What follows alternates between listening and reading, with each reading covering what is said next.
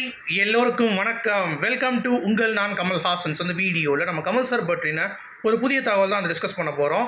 So வீடியோக்குள்ளே போகிறதுக்கு முன்னாடி நம்ம சேனலுக்கு நீங்கள் வந்து புதுசாக இருந்தீங்க அப்படின்னா கண்டிப்பாக சப்ஸ்கிரைப் பண்ணிக்கோங்க. வீடியோ மறக்காமல் ஒரு லைக் பண்ணிக்கோங்க. இப்போ நம்ம வீடியோக்குள்ளே போகலாம். ஸோ இன்றைக்கி நம்ம பார்க்க போகிற முதல் டாபிக், அமரன் படம் வந்து அக்டோபர் 31 ரிலீஸ் ஆக போகுது. ஸோ அதற்கான ஒரு ப்ரொமோஷனலில் கமல் சாரும் சிவகார்த்திகேயன் பேசுகிற மாதிரி ஒரு வீடியோஸ் வந்து பார்த்திங்கன்னா வந்திருக்கு. அதில் கமல் சார் வந்து பார்த்திங்க அப்படின்னா இந்த கதை எடுப்பதற்கான காரணம் என்ன, ஒரு நிஜ கதையை உருவாக்க வேண்டும் அப்படின்ற மாதிரி வந்து ஒரு பேட்டர்னில் பேசியிருந்தார். அது மட்டும் இல்லை, அவர் அந்த கிளைமேக்ஸை அவங்களுடைய மனைவியாருக்கு தான் காமிச்சாராம். அந்த முகுந்த் அப்படின்னு இருக்காருல, அவருடைய மனைவியாருக்கு தான் காமிச்சிட்டு அப்ரூவல் வாங்கிட்டு ஓகே அப்படின்ற மாதிரி சொல்லிவிட்டு அதுக்கடுத்து அந்த படத்தை வைத்தார் அப்படின்ற மாதிரி வந்து அவங்க பேசியிருப்பாங்க. சிவகார்த்திகேயன் அவர்களுடைய டெடிகேஷனும் ரொம்ப பிடிச்சிருந்துச்சி அப்படின்ற மாதிரிலாம் வந்து பேசியிருந்தார். ஆனால் அடுத்து சிவகார்த்திகேயன் பேசுகையில், கமல் சார் மட்டும் இந்த படத்துக்கு இல்லைனா என்னால் வந்து இந்த படம் பண்ணியிருக்கவே முடியாது. ஏன்னா இந்த படத்தில் நாம் தேட்டரில் பார்க்கும்போது தான் ஒரு சீன் வந்து மாஸ் எலிவேட் ஆகும். இந்த படம் பண்ணும்போதே எனக்கு ஒரு சீன் கொடுக்கும்போது நான் நடிக்கும்போது அதுவே எலிவேட் ஆச்சு. வேறு லெவலில் நான் ஒரு ஹீரோவாக உணர்ந்தேன்.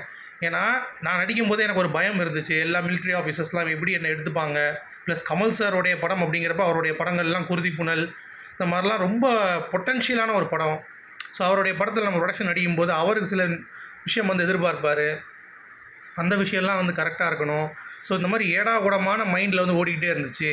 ஸோ அதை ரீப்ளேஸ் பண்ணுறதுக்கு தான் இந்த மாதிரி சில யூனிக்காக நான் வந்து இப்போ வரைக்குமே அந்த கேரக்டர் எனக்கு வந்து பின்தொடருது அப்படின்ற மாதிரிலாம் வந்து புகழாரம் சூட்டியிருந்தார். அது மட்டும் இல்லாமல் கமல் சார்லாம் என் படத்தை பார்ப்பார் அப்படின்ற மாதிரி சொன்ன உடனே கமல் சார் வந்து அப்படியே சிவகார்த்திகேயன் வந்து ஒரு தட்டி கொடுத்து அதெல்லாம் பார்ப்பேன்பா அப்படின்ற மாதிரி சொல்லும் பொழுது அது வேறு லெவலில் இருந்துச்சு. ஒரு மைலேஜ் வந்து கிரியேட் ஆச்சு அப்படிங்கிறது தான். சரிங்களா, இது வந்து இந்த அமரனில் நடந்த சுவாரஸ்யமான தகவல். அது மட்டும் இல்லாமல் இந்த மேஜர் முகுந்த் இருக்கார்ல, அவருடைய ஒய்ஃப் வந்து கமல் சாருடைய தீவிர ரசிகன் தான் மேஜர் முகுந்த் அவர்கள். ஏன்னா அந்தளவுக்கு அவர் வந்து ரொம்ப கமல் சார் படத்தை விரும்பி பார்ப்பார். அவருடைய ஃபேவரட் வந்து அன்பே சிவம் படம் அப்படின்ற மாதிரி அவங்களும் வந்து பார்த்திங்கன்னா பேசியிருந்தாங்க. அது வந்து எல்லோரும் கமல் சார் ஃபேன்ஸ் தான், கலையை வந்து ரசிப்பவர்கள். பட் அந்த இன்ஸ்பிரேஷனான கதையை எடுக்கிறதுக்கும் அவரும் கமல் ஃபேன் அப்படிங்கிறப்ப இது வந்து ரொம்ப நெகிழ்ச்சியான ஒரு விஷயமாக நான் வந்து பார்க்குறேன். அடுத்து சூர்யா. ஸோ சூர்யா எப்பயுமே கமல் சார் ரொம்ப ஒரு நன்மதிப்பு வந்து வச்சுருக்காருங்கிறது தெரியுது. நான் கமல் சார் கூப்பிட்டோன்னே ரோலெக்ஸ்க்கு வந்தார். கமல் சார் வந்து அதே மாதிரி மேலகனுக்கு வந்து பார்த்திங்கன்னா ஒரு பாட்டு பாடுங்கன்னு சொல்லி கூப்பிட்டோன்னே சூர்யாக்காக கமல் சார் வந்தார். இப்போ கங்குவா ரிலீஸ் ஆக போதில் அந்த படத்துக்காக ஆடியோ ரிலீஸ் வந்து பிளான் பண்ணுறாங்க பிரம்மாண்டமாக. ஸோ அந்த இதுக்கு வந்து இன்வைட் கொடுத்துருக்காங்க. கமல் சார் வந்து அதை அக்செப்ட் பண்ணிட்டு நான் கண்டிப்பாக வரேன்ப்பா, உனக்காக வராமல் யாருக்காக வரப்போகிறேன் அப்படின்ற மாதிரி ஒரே போடாக வந்து பார்த்திங்கன்னா போட்டார். ஸோ சூர்யா வேறு லெவல் அப்படிங்கிறது தான். ஸோ கமல் சார் வந்து உங்கள் படத்தை கண்டிப்பாக ப்ரொமோட் பண்ணி கொடுப்பார் அப்படிங்கிறது தான்.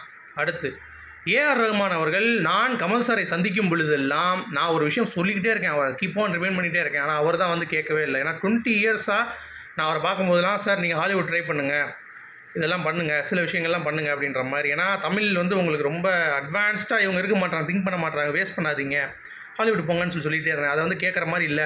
பட் அதுக்கடுத்து தான் இப்போ தான் ஏஐ படிக்கிறதுக்கு சில விஷயங்கள்லாம் பண்ணுறதுக்கு ஹாலிவுட் போகிறாரு. எனக்கு ரொம்ப ஹாப்பியாக இருக்குது அப்படின்ற மாதிரி ரீசெண்டாக ஒரு இன்டர்வியூவில் வந்து அவர் வந்து பேசியிருந்தார்.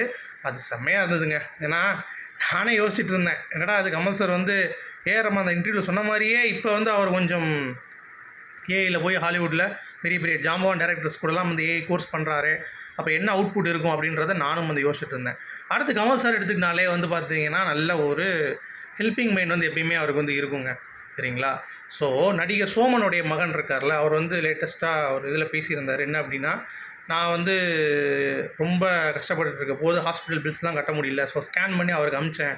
உடனே என்னென்னு எதுவும் கேட்காம அந்த பில்லாம் வந்து கரெக்டாக என்னென்ன உதவி செய்யணுமோ அதெல்லாம் செஞ்சார் அப்படின்ற மாதிரிலாம் அவர் வந்து பேசியிருந்தார்.